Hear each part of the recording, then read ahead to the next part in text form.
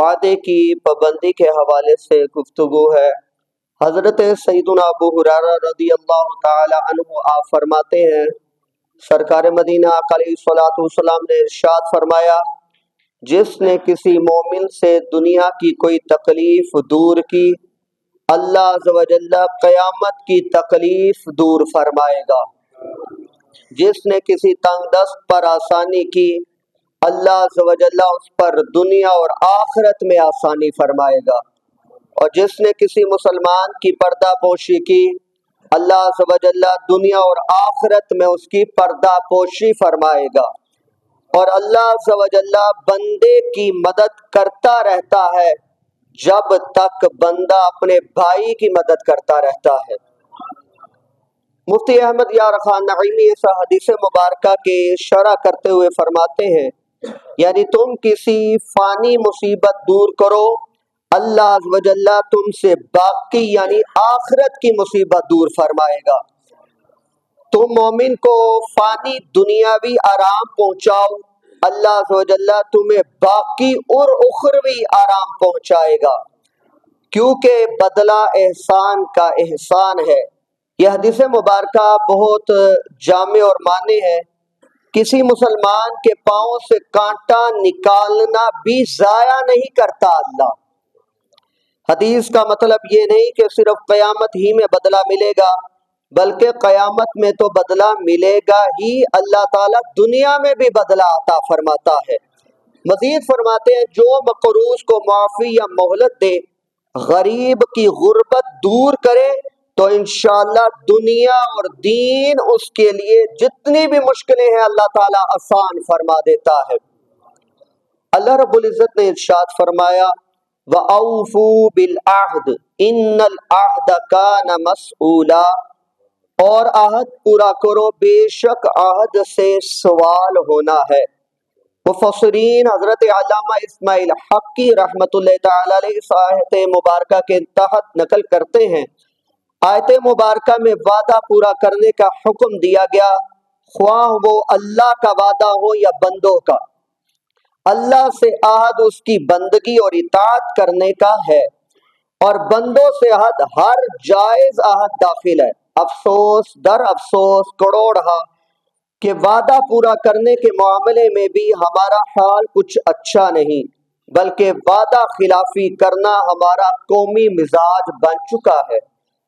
Leader قوم سے عہد کر کے دوڑ دیتے ہیں اور لوگ ایک دوسرے سے عہد کر کے توڑ دیتے ہیں۔ علامہ قرطبی تفسیر طبری میں منقول ہے، بلا شبہ اللہ عز و جل عہد توڑنے والے سے پوچھ گچھ فرمائے گا، اس لیے اے لوگو تمہارے اور جس کے ساتھ عہد طے پا جائے اسے نہ توڑو کہ کہیں وعدہ خلافی کی گرداری تم پر نہ آن پڑے۔ اللہ رب العزت نے ایک اور مقام پر ارشاد فرمایا، بسم اللہ الرحمن الرحیم، والذین هم لأماناتهم وعہدهم راعون والذین هم علی صلاتهم یحافظون اولئک هم الوارثون الذین یرثون الفردوس هم فیہا خالدون۔ اللہ رب العزت نے ارشاد فرمایا، اور جو اپنی امانتوں اور اپنے عہد کی رعایت کرتے ہیں یعنی پورا کرتے ہیں، اور جو اپنی نمازوں کی نگہبانی کرتے ہیں، یہی لوگ وارث ہیں کہ فردوس کی میراث پائیں گے اور وہ اس میں ہمیشہ کے لیے رہیں گے۔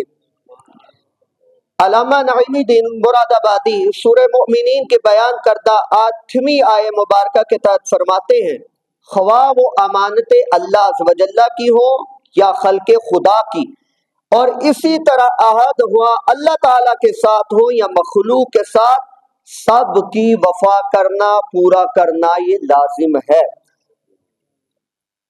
حضرت سیدنا داؤد علیہ السلام کا ایک بڑا خوبصورت فرمان اس پر موجود ہے۔ فرماتے ہیں، تم کسی سے ایسا وعدہ نہ کرو جسے پورا نہ کر سکو، ورنہ تمہارے اور اس کے درمیان بغض پیدا ہو جائے گا۔ اور یہ ہوتا بھی ہے کہ جب آپ کسی کا وعدہ وفا نہ کریں گے تو اس کے دل میں طرح طرح کی باتیں آئیں گی، جس کی وجہ سے ایک بنا بنایا ماحول بھی بگڑ جاتا ہے۔ سرکار مدینہ آقا علیہ الصلوۃ والسلام نے اس بارے میں جو ارشادات فرمائے وہ سماعت کرتے ہیں۔ آقا دو جہاں پیارے حبیب علیہ الصلوۃ والسلام نے ارشاد فرمایا، جو کسی مسلمان سے عہد شکنی کرے اس پر اللہ تعالی، فرشتوں اور تمام انسانوں کی لعنت ہے، اور اس کا کوئی فرض قبول نہ ہوگا اور نہ نفل قبول ہوگا۔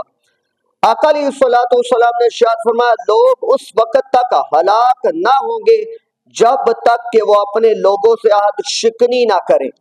آقا علیہ الصلوۃ والسلام نے ارشاد فرمایا، وعدہ قرض کی مانند ہے، ہلاکت ہے اس کے لیے جو وعدہ کرے اور پھر اس کا خلاف کرے، اس کے لیے ہلاکت ہے، اس کے لیے ہلاکت ہے۔ آقا علیہ الصلوۃ والسلام نے 3 مرتبہ ارشاد فرمایا۔ آقا علیہ الصلوۃ والسلام نے فرمایا، منافق کی 3 نشانیاں ہیں، جب بات کرے تو جھوٹ بولے، جب وعدہ کرے تو پورا نہ کرے، اور جب اس کے پاس امانت رکھوائی جائے تو اس میں خیانت کرے۔ حضرت سیدنا سہل بن عقیل رضی اللہ تعالیٰ عنہ فرماتے ہیں، ایک مرتبہ حضرت سیدنا اسماعیل علیہ السلام نے کسی شخص سے ایک جگہ ملنے کا وعدہ کیا، طے شدہ وقت پر آپ وہاں تشریف لے گئے، لیکن وہ شخص بھول گیا کہ میں نے حضرت عیسیٰ علیہ السلام سے وعدہ کر رکھا ہے۔ آپ وہیں ٹھہرے رہے کہ حتیٰ کہ شام ہو گئی، اور پھر رات بھی آپ وہیں گزاری۔ اگلے دن وہ شخص آیا اور آپ سے پوچھنے لگا، آپ کل کے یہی ہیں؟ تو کہتے ہیں کہ آپ نے ارشاد فرمایا، نہیں میں کل سے یہی ہوں۔ یہ سن کر اس شخص نے معذرت کی کہ میں کل آنا بھول گیا تھا۔ یہ سن کر آپ نے فرمایا، جب تک تم نہیں آ جاتے تب تک میں یہی ٹھہرا رہتا، یہی ٹھہرا رہتا۔ اسی وجہ سے آپ صادق ہوئے، یعنی اللہ تعالیٰ نے اس ایک عمل کی وجہ سے آپ کو صادق کا لقب عطا فرما دیا۔ اس کی قرآن پاک میں دلیل موجود ہے۔ اللہ تعالیٰ نے فرمایا، وَاذْكُرْ فِي الْكِتَابِ إِسْمَاعِيلَ إِنَّهُ كَانَ صَادِقَ الْوَعْدِ وَكَانَ رَسُولًا نَبِيًّا، اور کتاب میں اسماعیل کو یاد کرو، بے شک وہ وعدے کا سچا تھا اور رسول تھا، غیب کی خبریں بتاتا۔ حضرت سیدنا ابو حماس رضی اللہ تعالیٰ فرماتے ہیں کہ اعلان نبوت سے پہلے میں نے سرکار دو عالم صلی اللہ تعالی علیہ وآلہ وسلم سے کچھ سامان خریدا۔ اس سلسلے میں آپ علیہ الصلوۃ والسلام کی کچھ رقم میرے ذمہ باقی رہ گئی۔ میں نے آقا علیہ الصلوۃ والسلام سے کہا، آپ یہی ٹھہریے، میں ابھی گھر سے رقم لے کر اسی جگہ پر آپ کی بارگاہ میں حاضر ہو جاتا ہوں۔ آقا علیہ الصلوۃ والسلام اسی جگہ ٹھہرے رہنے کا وعدہ فرما لیا، مگر میں گھر آ کر اپنا وعدہ بھول گیا۔ پھر 3 دن کے بعد مجھے خیال آیا۔ کتنے دن کے بعد؟ 3 دن کے بعد مجھے خیال آیا تو رقم لے کر اس جگہ پہنچا، دیکھتا ہوں کہ سرکار مدینہ اسی جگہ میرا انتظار فرما رہے ہیں۔ مجھے دیکھ کر آقا علیہ الصلوۃ والسلام کی پیشانی پر بل نہیں آیا، اور اس کے ہوا کہ اس کے سوا کچھ نہ کہا۔ آقا علیہ الصلوۃ والسلام نے کہا اور کچھ نہیں فرمایا۔ فرمایا، اے نوجوان، تم نے مجھے تکلیف میں ڈال دیا، کیونکہ میں اپنے وعدے کے مطابق 3 دن سے یہیں پر کھڑا تیرا انتظار کر رہا ہوں۔ آقا دو جہاں پیارا حبیب علیہ الصلوۃ والسلام کے پیارا حضرت سیدنا حذیفہ بن یمان اور سیدنا ابو الحسین رضی اللہ تعالیٰ عنہما، یہ دونوں صحابی رسول کہیں سے آ رہے تھے۔ راستے میں دشمنان اسلام نے ان دونوں کو روک کر پوچھا، تم دونوں بدر کے میدان میں آقا علیہ الصلوۃ والسلام کی مدد کے لیے جا رہے ہو؟ ان دونوں نے انکار کیا اور جنگ میں شریک نہ ہونے کا وعدہ بھی کر دیا۔ یہ جا رہے تھے جنگ میں شریک ہونے کے لیے، لیکن انہوں نے اس وجہ سے انکار کر دیا تاکہ ہم پہنچ جائیے، ہمیں روکے نہ۔ تو ابو بکر وقار انہوں نے وعدہ کر دیا کہ ہم شریک نہیں ہوں گے، کافر کے ساتھ وعدہ کر دیا۔ تو جب یہ وعدہ کیا تو انہوں نے ان دونوں کو چھوڑ دیا۔ جب یہ بارگاہ رسالت صلی اللہ علیہ وسلم میں حاضر ہوئے اور اپنا واقعہ بیان کر دیا تو آقا علیہ الصلوۃ والسلام نے ان دونوں کو لڑائی کی صفوں سے الگ فرما دیا اور ارشاد فرمایا ہم ہر حال میں عہد کی پابندی کریں گے، ہم کو صرف خدا کی مدد درکار ہے۔ یعنی کافر کے ساتھ وعدہ کیا ان دونوں احباب نے، اللہ تعالیٰ کے پیارے حبیب نے جنگ بدر کی سب سے الگ فرما دیا تھا۔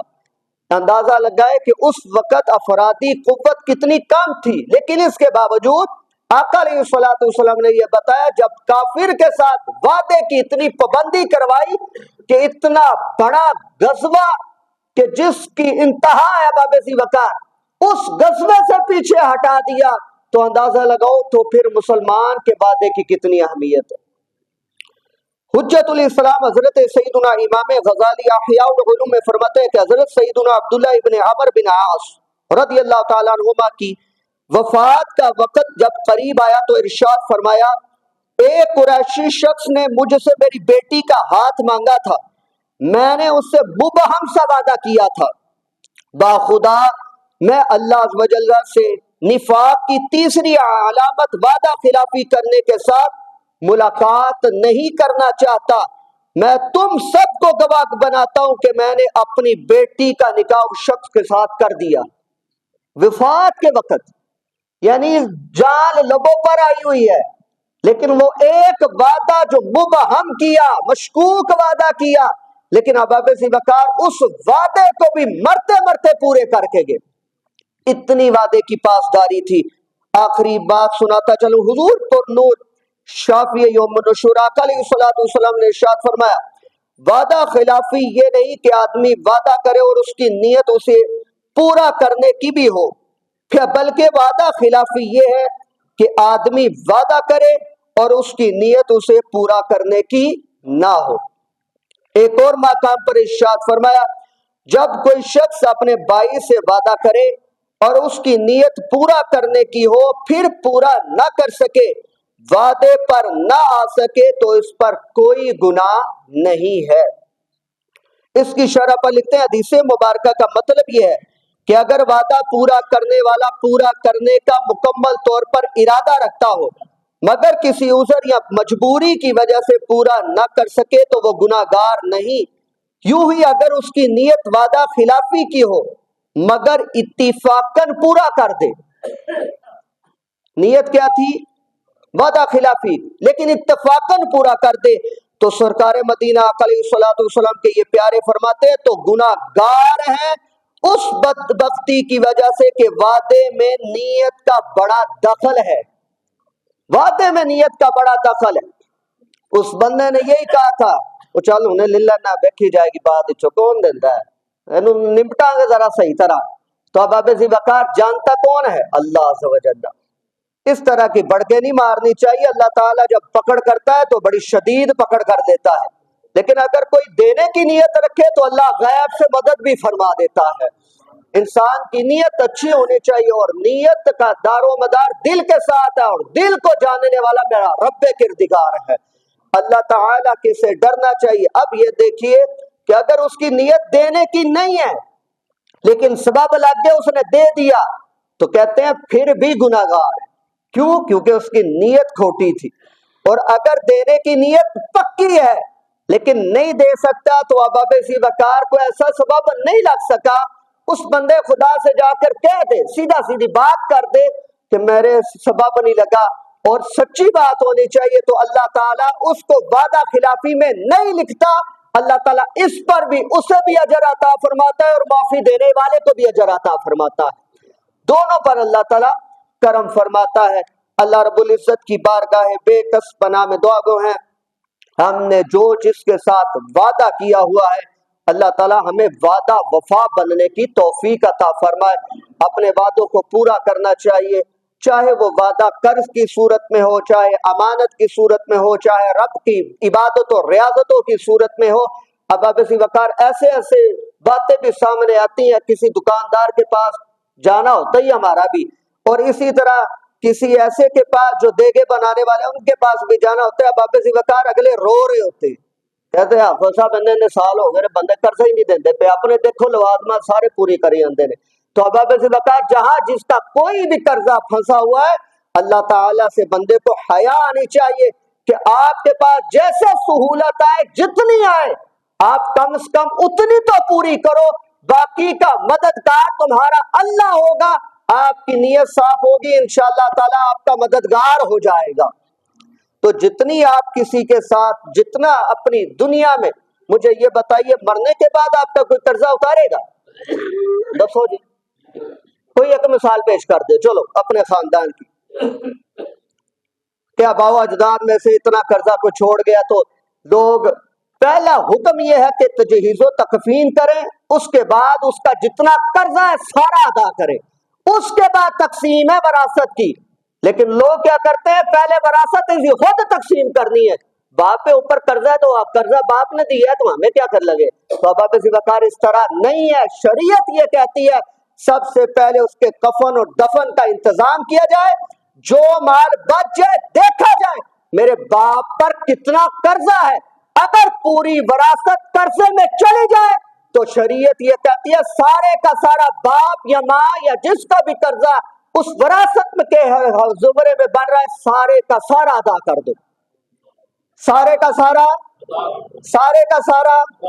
ادا کر دو۔ اب اگر کوئی بچا ہے تو پھر وراثت تقسیم ہوگی، پھر وراثت، تو کتنے ایسے گھرانے ہیں جنہوں نے اس پر عمل کیا ہے، لہٰذا جن آباب پر قرض موجود ہے تو اپنی زندگی میں اتار کر جائیں، کیونکہ قبر میں جو عذاب ہونا ہے وہ آپ پر ہونا ہے اور عیاشی آپ کی اولاد نے کرنی ہے اسی مال پر جس مال کو آپ چھوڑ کر جائیں گے۔ اللہ تعالی ہم سب کو سمجھنے کی توفیق عطا فرمائے۔